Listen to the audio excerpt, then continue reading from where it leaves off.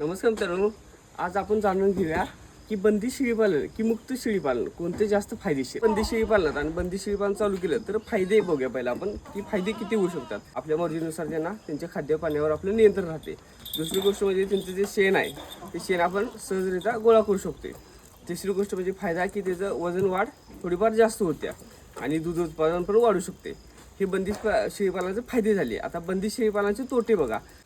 सुरुवातीला खर्च जास्त असतो, चारा आपल्याला स्वतः आणावा लागतो आणि त्यांच्या व्यवस्थापनावर आपल्याला नियंत्रण ठेवावं लागतं. आणि दुसरा आणि तोटा म्हणजे आपल्याला चारा लागवड करावी लागते. तर मुक्त शेळी पालन आणि मुक्त शेळी पालनाचे फायदे बघूया. तर मित्रांनो बघा, सुरुवातीचा मुक्त शेळी पालन जर आपण चालू केलं तर सुरुवातीचा खर्च कमी राहते. दुसरी गोष्ट म्हणजे शेळ्यांचा नैसर्गिक व्यायाम होते, म्हणजे शेळ्यांची रोगप्रतिकारक क्षमता चांगली राहते. तिसरी गोष्ट म्हणजे आपल्याला चारा लागवड करायला लागत नाही, कारण शेळ्या आपण बाहेर सोडतोय, स्वतः चारा शेळ्या खातात. आता बघूया की मुक्ती शेळी पालनाचे तोटे. ते जास्त काय नाही बाबा. मुक्ती शेळी पालनात काय होते की शेळी जरा जास्त फिरत असल्यामुळे थोडं वजन वाढ थोडी मंद होत्या. तर तुम्हाला ह्यातली कोणती पद्धत फायदेशीर वाटते मला नक्की कमेंट करा आणि शेळी पालनाविषयी अशाच माहितीसाठी आमच्या चॅनलला नक्की फॉलो करा.